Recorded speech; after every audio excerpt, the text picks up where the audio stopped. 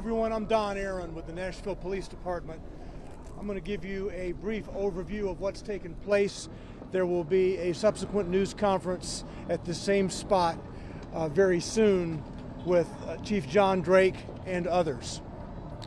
At 11:11 this morning, the Emergency Communications Center received a active shooter call, shots being fired call from Antioch High School. From the investigation to this point, we know that at 11:09 a.m., a person who has been identified as a 17-year-old, armed with a pistol, fired multiple shots in the cafeteria of the school. The individual wounded two other students, one of them fatally, before shooting and killing himself. There is no danger at the school.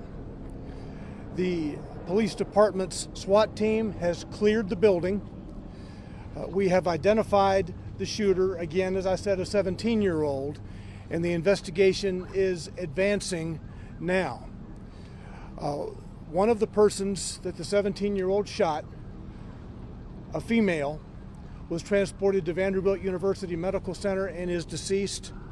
A second individual wounded, also a female, has what is being described as a graze wound to the arm, and she is in stable condition at Vanderbilt.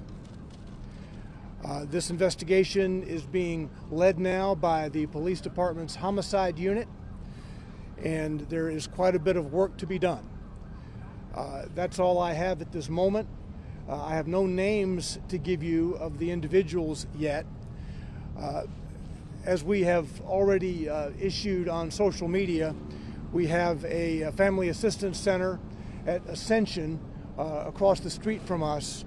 There are a lot of school buses at Antioch, and those school buses are going to be transporting the students to this lot across from us here at Ascension. The initial plan was that even car riders would be transported by school bus just up the street to this family assistance center. We want to make sure that the entire campus is stabilized, including the parking lots, before we would release any vehicles of students who drove to school today. All right, I can take just a couple of questions before we go back to the scene, and again, there'll be more from this same spot in a brief time. What SROs were on duty, and did they intervene at all? There were two SROs in the building. They were not in the immediate vicinity of the cafeteria when this happened. By the time the SROs got down there, the shooting had stopped and the shooter had shot himself. Does this school have any metal detectors or weapons detectors? I will let the school system answer that definitively. I did not see any metal detectors in the building, but that's a school system issue to address. Vanderbilt told us a third student was taken in for an eye injury. Do we know anything more about that? There is a male student who has some type of a facial injury. It's not a gunshot injury, and I'm not sure if he fell or what was the cause of that, but there is another male student being treated at Vanderbilt who does not have a gunshot wound. He has some type of a facial injury, the cause of which I'm unsure about. We spoke to the family of one of the victims. They only speak Spanish. Are there any resources available to these families that are being offered to them now? And can you confirm the ethnicity of the other victim who was also in the hospital? Okay, I didn't hear the last part of your question.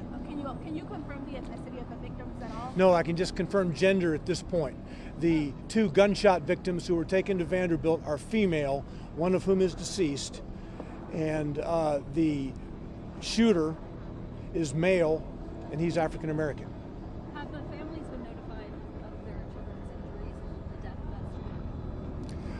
that student? That has taken place or is taking place. Do we know any ages? We know that the shooter is 17.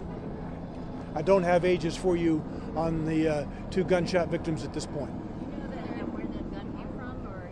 No, all of those questions will be a topic for the homicide unit to delve into. Do we have a motive yet? No. All right, that's what we have for now. We'll be back here shortly with more. Thank you.